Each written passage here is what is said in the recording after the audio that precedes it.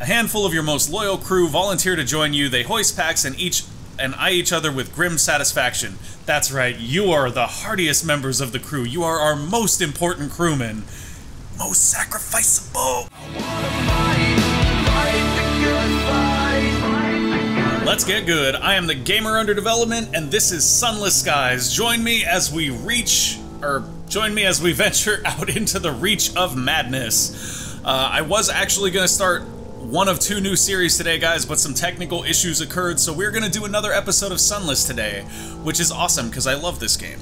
Okay, so I believe we already checked the wood's edge. Let's go ahead and take a look at the Somerset camp. The shadow of the barrow falls over the camp, a mournful wail carries on the wind. A cluster of scholars has set up camp here. Oh, no. This is right, we were talking to these guys. Now, I believe that we started with the theologian, so let's speak to the dismal paleographer next. I want to save the vituperative classicist for last, because she seems the most, like, on it. Alright, so we're going to speak to the dismal paleographer. The paleographer's tent is some distance from the rest of the camp, and almost in the forest. It is smaller and more worn than the tents of the others. Inside, however, the tent is both warm and sturdy. No rain leaks through the oilskin. The paleographer's inks and reference books and old theater handbills are neatly sorted. The paleographer is at a little wooden desk conjugating the subjunctive. Conjugating the subjunctive. That is how you jargon somebody. Okay. So we can ask about his theory, ask him about the other people. Let's start with his theory. Why does he think the Holy Roman Emperor Charlemagne is buried in a forgotten tomb in the high wilderness? The king's duty goes on. It is a little strange, I admit. You certainly won't find this in Einhard, but there are legends that say the great king did not leave his people on death and instead sleeps in a barrow, waiting for their hour of need. He almost smiles. You query, his people. I do not forget that we are British. He pauses for effect. But is our queen not of German parentage? Would not her ancestor look out for her, Europe's greatest monarch, as she embarks on her most significant endeavor? Alright, that's reaching, brother. So far, both of these guys are reaching pretty hard. I actually am excited to see what the vituperative classicist has to say. Ask about the feckless theologian. The paleographer is lost in thought. When he answers you, he looks rueful. The three of us were at college together in the same year. We were all interested in the theater, but eventually pursued other things. I hadn't seen him in years, until the Traders' Wood funding came up at the Senate. He sniffs. His intellect is second-rate, but his charm is first-class. We can't all be brilliant. He sighs despondently. Wow, why don't you just call him stupid, then? Let's ask about the vituperative classicist. A remarkable scholar and a terrifying goneril. I don't know what a goneril is, but that's probably an insult. At college, when she trod the boards, he shakes his head. Ancient history now, which is her province, not mine. He makes a strong cup of tea for himself and then offers you the same. Bitterness has curdled her. He sips his drink, then grimaces, like this milk.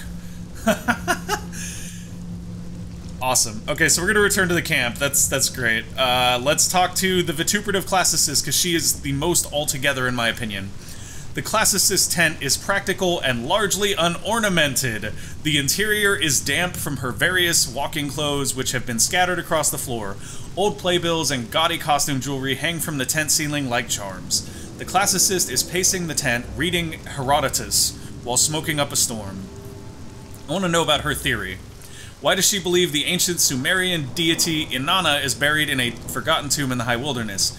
Isn't it obvious? She rolls her eyes. Fine, I'll tell you what I told the Okay, we're using that voice, guys.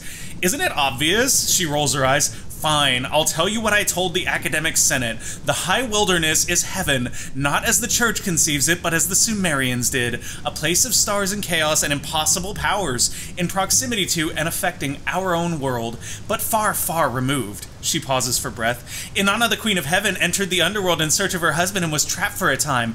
That is the myth. This may be the truth. She waves her hand dismissively. Besides, we made some promising discoveries in the wood.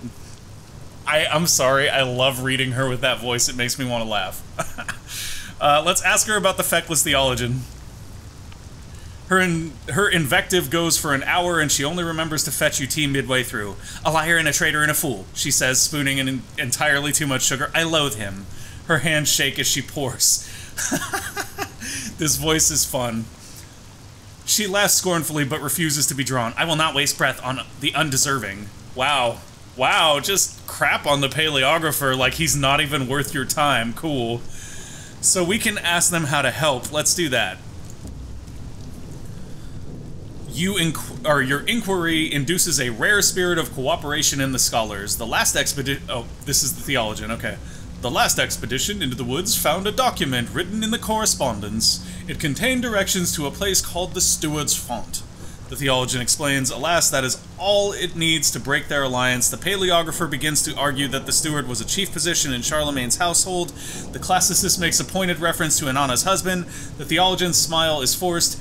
If you could find the font, it would be an immense boon to my work.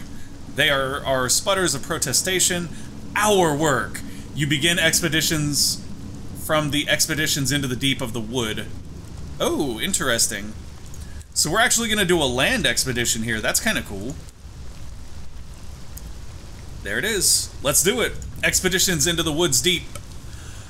Somerset College has until recently funded expeditions into the forest. Those who return speak of voices on the wind, of murmurs in uninhabited graves. You must first decide how many crew you wish to take with you on your expedition. The more you take, the likelier your success, but at risk of losing them all, then choose your destination. Oof. So that's actually kind of troublesome. Unlocked when you do not have crew embarked on an expedition. Unlocked when you have 10 crew, we only have 5. So we could take a few hardy souls and see what happens. Or we could prepare for a larger expedition by hiring crew first. I mean, 10 is our maximum, though, so we have to have lost no crew when we get here, which is kind of tough on its own anyway. Let's prepare for a small expedition. How much is that? 2 supplies and 2 fuel. That is honestly not necessarily worth it. I guess we'll try it. We have to try it. A handful of your most loyal crew volunteer to join you. They hoist packs and eye each other with grim satisfaction. That's right, you are the hardiest members of the crew. You are our most important crewmen. Most sacrificeable. Okay, Somerset College has... Okay, we saw that. Prepare for an expedition to the Steward's Front. Embark on an expedition for otherworldly artifacts for Bronzewood. Bronzewood I think we can sell. You will need to reach Trader's Progress 5 to successfully complete an expedition. This is a difficult expedition. Youch. This is a moderately difficult. You'll need to reach 5 to... Okay, so we're going to go with the Steward's Front because we have to be rank 5 in Trader's Progress in order to complete either of those. Here we go. Fingers crossed, everybody. The Palewood. The scholars share individually what they know. Their transcriptions of the correspondence differ significantly, and they refuse to work together on a single translation. Still, it should be enough to get to the general area of the font. You gather your crew and make for the edge of the Whispering Wood. The scholars emerge from their tents to wave you off. It is entirely possible they are sending us into the woods to be eaten by something they worship. Just throwing that out there. I mean, this is Sunless Skies. You emerge into a field of purple flowers, bright as new bruises. Captain, the stoker's voice is anxious. Can you hear them? Something whispers from beneath the petals. Uh-oh. What do they know? Maybe you can learn. That uses our mirrors, which is a 56% chance, and we can use our hearts to stop them from listening, or we can leave. 56% chance will probably fail, but I'm going to go for our mirrors. Hey, we succeeded. It happened, guys, every once in a blue moon. The Trader's Choristers. The scent of the flowers is sweet but sour, like that of rotten raspberries. The smell overpowers your nostrils as the voices overwhelm your ears, filling them with a constant babble. Your crew join you in the long grass, wandering through the cacophony of flowers. Petals open tiny mouths. They whisper direction, only half in a language you speak. They tell you of groves and graves, the treacheries which happened, the defiance, the kingdom overthrown. Eventually, they even tell you the way to leave. We got a sky story for that, so that gives us 4 sky stories now. Awesome. The ground gives way to a bog, gray and fetid as a newly slain corpse. It burps lazily. The marsh reeds susurrate, growing in volume as you approach. There is English amidst the polyphony, names, yours and those of your crew. Interesting. So we can cross the Whispering Bog, which we have to use our irons to test. That's not useful. We can search for another route. There must be a better, less noisome way. Our mirrors gives us a 41% success chance there, so we'll probably go with that. Hey, it happened twice in the same episode. Who could have thought? The whispering trees. The woods extend for miles, but so too does the bog, as though it were once a river or a moat. It is hours before you find a passable clearing, a glade of emerald hue nestled between a copse of silver trees that shiver and sigh like consumptives. The trees whisper as you pass. They lie in a dozen languages only half known to you and your crew. The discordant shivers beneath the boughs. Correspondence ignites wood that shrieks as though not meant to speak it. Wood burns and breaks. The passing is treacherous and slow. Eventually, however, you emerge. You have gained 1 times tale of terror. It is not the date that it was. Interesting. Did that, like, progress the date by a day, or have we traveled through time? The tree line parts ahead. Enter the steward's font. Below the thundering white water, a cave is visible just under the lip of a rock. Hey, we have all these things. Let's go. We're entering the steward's font. A scythe of starlight. You scale down the wet rock face and into the cave. It is several moments before your eyes adjust to the light. The cavern is not natural. The walls are covered with bronzewood and studded with navartine gemstones, driven in too deep to remove. Distant starlight from the cave mouth reflects off the stones, filling the cave with radiance. Towards the back of the cave, you find a silver seal the size of a crown and a curved crescent blade. Correspondence is scored on the blade's battered metal. It is too large to move, but you record the sigils. Perhaps one of the scholars will be able to translate. You take the seal. Ooh, we found a blade. You were on the fringe of the woods. You gained 5 crew. New total 9. Oh, okay, so we got our crew back. We didn't lose anyone. That's something. The shadow of the barrow falls over the camp. A mournful wail carries on the wind. A cluster of scholars has set up camp. Okay, so we've done the things. I guess we go talk to them about stuff. I'm guessing here is where we choose which one to talk to first, though. And I have to say, Regent's Grave, Sumerian Queen, or Charlemagne. I'm gonna believe that it's the Sumerian Queen here, so we're gonna go with that. We're going to speak with her first, rather. The classicist tent is practical. We already know that. Choose the classicist to help translate the sigils on the scythe from the steward's font. She looks at you impatiently. Well, what did you find? I'm actually going to go with her. Yeah, you will only be able to consult one scholar. They do not share their findings with rivals and guard their research jealously. Okay. The paleontologist is a paleontologist, but, I mean, she has the voice, guys. We're going to go with her. The giggling place. She snatches the paper from your hands. A moment later, she laughs. It's a gift. An office of some kind. Ceremonial, no doubt. The king of Sumeria gave out offices to their favorites, usually at religious observances. Just as their office came from the Queen of Heaven and the rest, she pauses. She goes for pen and paper. By the time she is finished, she looks concerned. I've never heard of this particular office. Tamer of the King's Bower. There's also a reference to the giggling place and directions. I'll mark it on your map. Okay, so now we can take an expedition to the giggling place, but that's probably going to consume more of our resources than we have. We did gain 250 sovereigns and 250 experience from that, which is excellent. Okay, so we're not going to go deeper into the woods right now. We really, really can't. Return to camp. Okay. That confused me for a second. So yeah, we're not going to do another expedition. We don't have the materials for that. The parting glade. The forest rises behind the station where a few tents have been set up. Hey, write a port report. Explore the glade. Drop off a settler. You're here! Let's do that! Yeah, we have delivering a settler. Drop off a settler. They have arrived at their destination. I didn't actually read this, though. Let's read that real quick, too.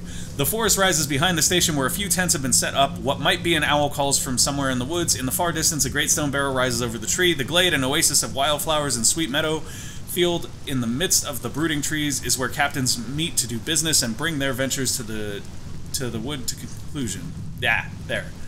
Okay. They have arrived at their destination. Whether or not they still wish to be here is another matter entirely. Brought her where she wanted to go despite her criminal past. Encourage your passenger to disembark. Interesting that she wants to go here. Weird. Okay. She tips her hat as she disembarks and deposits a heavy purse into your hand. She whistles a jaunty tune as she makes her way through the station. So we've delivered the settler, we've gained 200 sovereigns for that, and an icy blast comes from the north. Budding bluebells droop. You've gained 100 experience. I wonder if she is some sort of, like, magical thing associated with the woods. We'll find out later, I'm sure. So I'm going to go back to the Parting Glade and write a port report here. Nose won't stop itching. So we can return and get stuff for that port report as usual. Outside of the Somerset camp, the great forest of bronzewood trees has gone untouched by human hands. Voices sound in the deep of the woods, forlorn and far away. The wood is vast and vastly lonely. Creepy, creepy, creepy. We can explore the glade. Let's do that. Far, far away. There is no one else here at present, but there are signs of recent passage, a discarded set of cups from some clandestine picnic, loose paper hastily torn from a notebook, a few bullets in scorched grass. People come to the glade to conduct meetings as neutral ground and as a place to think, secluded from the watchful gaze of the high wilderness. Okay, so that was just a description of the glade. Interesting enough. I think we're pretty much done here. Don't have a whole lot going on with the... We can buy bronzewood here, which is something to keep in mind for when we are trading later. The fact that we... Actually, now that I think about it, we should see if we can buy supplies. We kind of burnt out a little bit on supplies. Let's go for 2 supplies here for 80, and then if we're lucky, we can find fuel at another port on our way back, like Magdalene's up here. However, I'm probably going to try looping around whatever's here. If we end up at a dead end here, that could actually be problematic, though. So we'll keep that in mind, and we're going to keep on moving. I'm actually really stoked with how that went. We got a lot of successes, and we found the thing, and now we have another hint, which is really cool. But we don't have the materials to do it just yet. Soon. Soon, guys. Woohoo-hoo. I'm going to zoom in on our map a little bit just so I can make sure that if there's anything that does pop up on it, we'll see it as we're moving. So far, it doesn't look like there's a whole lot going on in this little loop around. Hello, something to crave. What might you be? Are you tasty? Are you goodies? Can we keep you? We actually don't have the butchery tools, so we can't scoop those. Speaking of which, I need to check something. I'm reasonably sure that this is what that electricity symbol is the... Oh, you cannot change equipment unless you're docked. Okay. Well, I'm reasonably... Yeah, see, that takes the electricity slot. So if we get the trading hole, that has 2 of those slots, so we could get butchery and mining. Or something like that. So it's honestly a really cool idea to get both. Uh-oh.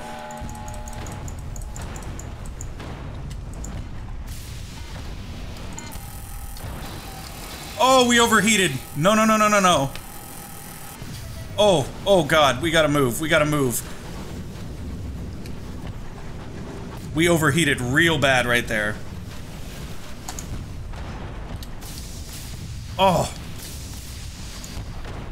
No. No more overheating. Oh. That was tense.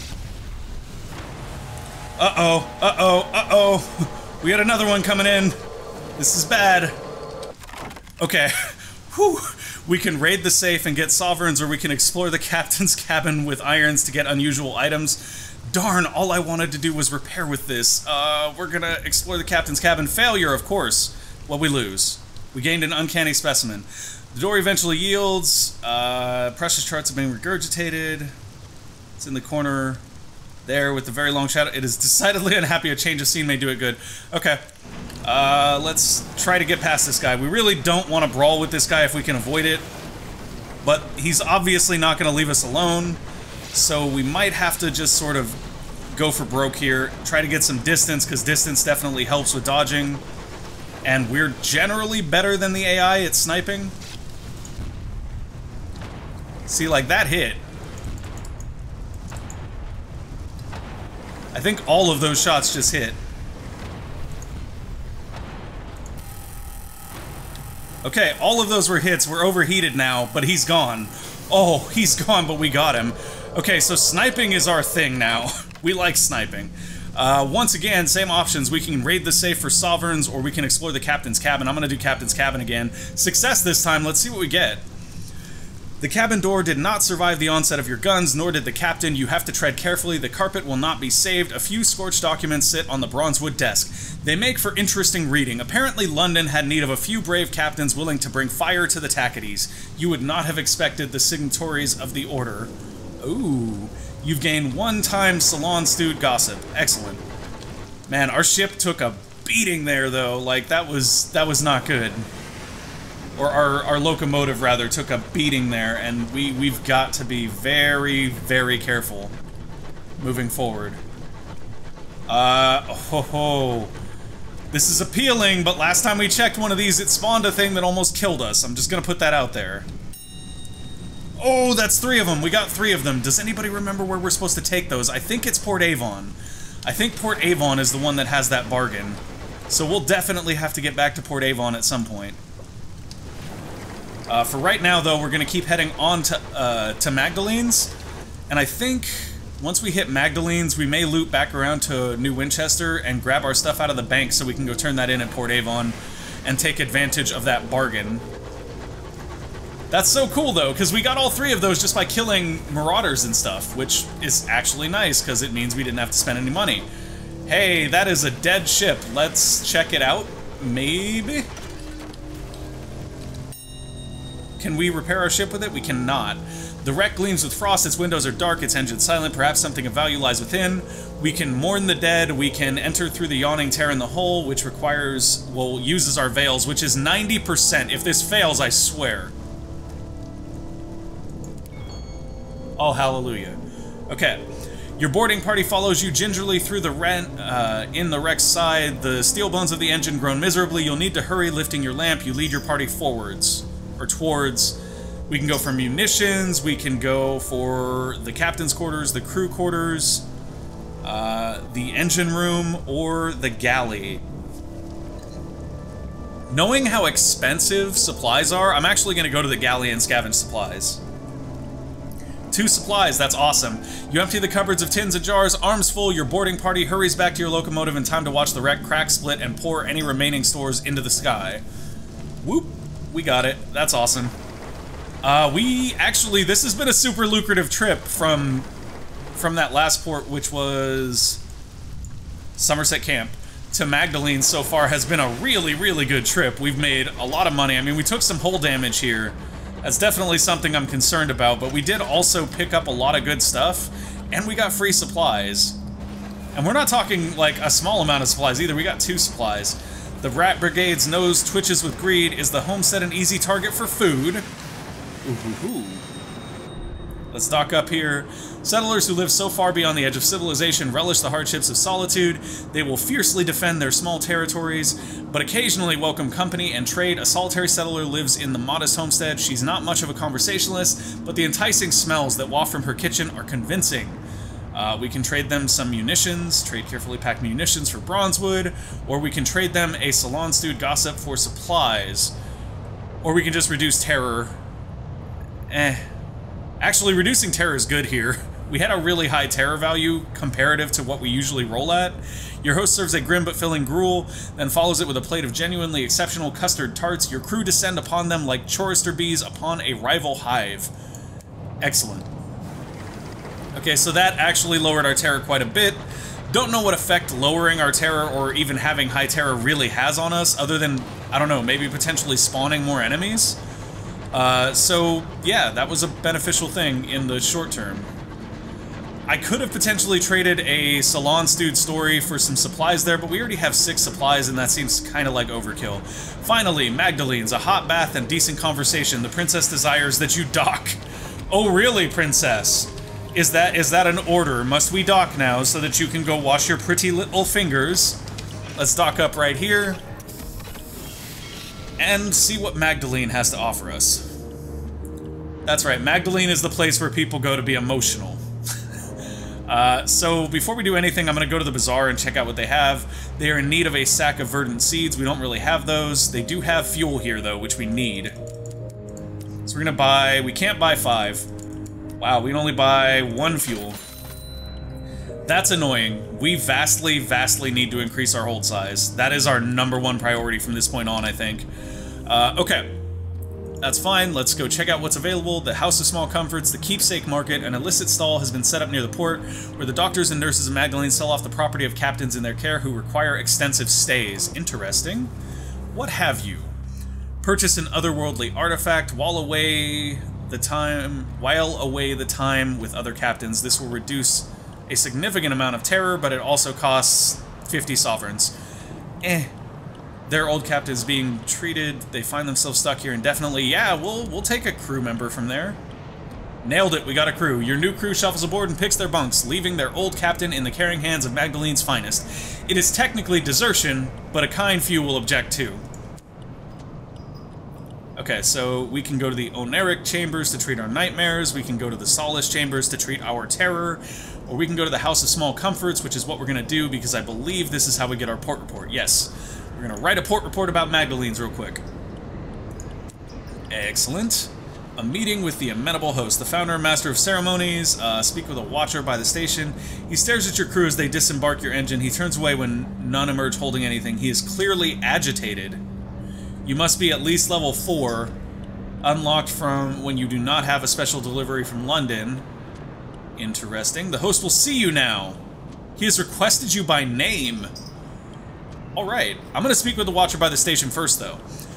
Sorry, the man apologizes. I didn't mean to stare, it's just, we've been waiting for a delivery from London. Really important supplies. I don't suppose you might be heading anywhere near the relay to Albion, would you? If you could check if anything's happened to it, we'd really appreciate it. Albion Transit Relay lies to the northwest of New Winchester near Port Prosper. Special delivery from London. Yeah, sure, we'll grab that when we go out there. Absolutely. Game? Hello? Okay. Game. Game, please. There we go. See, I still get that weird, like, little lag-up thing, and it may just be because I'm recording, I don't know. It shouldn't be, though. Like, it's not taxing my system at all to record this, so I don't know. Let's go have a meeting with the amenable host, though, because now we can talk to him, which is awesome. An attendant escorts you through the dazzling violet corridors. The host's red door is always open. No, it's not. We came here last time and couldn't talk to them. The attendant leaves you just as the clock begins to chime. Continue. The amenable host reclines on a couch of crushed velvet, a goblet of sparkling wine in his long fingers. Somewhere in the tower above him, the great clock ticks away. As a policy, the host's atrium is always open to guests. He is available to hear opinions, friendly criticism, and suggestions. Today he has a headache. Maybe you shouldn't be drinking wine. Listen to the amenable host's request. He beckons you closer. A conversation. His schedule is busy, but he's willing to clear a little time for you. Let's listen to his request. His voice is soft and sibilant, like butter melting in candlelight. A guest has become rather too attached to a particular attendant. He always requests that the same attendant appear in the exact same guise. The amenable host's lips curl in distaste. He reiterates the aim of Magdalene's, a place of healing and respite. It was not meant to feed obsession or self-indulgent self-loathing. This guest brings sickness. I would have him purged. I have a dossier on our guest if you're interested in helping. An unwelcome truth. The amenable host would like to talk to you about a difficult guest. Sure. We'll purge whoever. We all about that money, yo. As long as you got pay, we got purging. So we can take the Lachrymose guest dossier. Let's do that. I don't know what Lachrymose means. The amenable host smiles indulgently. I'm so glad you want to help. He produces a thin sliver of pages and passes them to you. I'd recommend taking on the role of one of our attendants. That way you'd be playing the role of someone significant to him. The amenable host sighs, reaching for his goblet. He knows all of our attendants by voice now. Someone new is needed. Interesting. Okay. So we'll go to Magdalene's House of Small Comforts and see if we can deal with him. He stands at the threshold of the treatment chambers, his hands trembling. The attendants on duty have been informed about your involvement. Cool, let's do with it. How do you plan to deal with him? A treatment chamber has been emptied for you, should you wish to adopt a guise from his past. Alternatively, he is standing right there. He does not seem to have noticed you, his eyes instead boring through the doors of the treatment rooms. Approach this directly. Disguises have caused the poor sod enough trouble. Disguise yourself as his mother. She drove them apart once. An attendant will help you with this wig and makeup, another with the voice. Disguise yourself as his lover. The attendant normally on duty is more than happy to assist you. Anything as long as it gets rid of him. Haha. I'm gonna approach this directly, because we'll just throw him out. Like, I got no problem with that. And I'm not gonna dress and drag to make him happy. The lachrymose guest's eyes widen as you approach. Has there been a problem? You invite him to sit. Stiff brandies are ordered. You recount your own share of heartbreaks and tragedies, how you found yourself here, and you make clear that despite all that, you will be leaving. He nods slowly, and after a quick shake of your hand, walks away towards the station. He does not look back. An unwelcome truth. You should return to the amenable host. I'm good with that. Let's go return to the amenable host now. He's probably not going to be happy because we didn't do it the way they wanted. Let's find out, though. Let the amenable host know the lachrymose guest is gone. The amenable host smiles beatifically. Of course, my staff will be pleased. It is a risk of our trade when our clients can no longer separate identity and illusion, but seldom pleasant. He sighs deeply, echoing around the chamber like a newly freed dove. It is a trap any of us could fall into. His face darkens briefly. Here, take this. He fishes around beneath his couch for one of his goblets. It'll fetch a pretty price. Take it with my thanks, and do visit us again. Okay, so he gave us 100 sovereigns for that. That was an easy little thing to gain some money. And I think we already got our port report, so we're probably good. Yeah, I mean, we don't really need to lower our terror. That's probably all she wrote for us. Unfortunately, we are out of time for this episode, though, guys. If you enjoyed it, go ahead and click that like button. I'm starting to really enjoy doing the voices for this, so, yeah, that's awesome. If you want to see more great content like Sunless Skies, or Endless Space 2, or Endless Legend, or Fire Pro, or another new surprise series coming soon, go ahead and click that subscribe button down there. Make sure to ding that bell for notifications, because every time you ding that bell, somebody at Magdalene's dresses up like somebody else's mother to provide them with therapeutic release. Thanks for watching. I'll see you guys next time. Bye!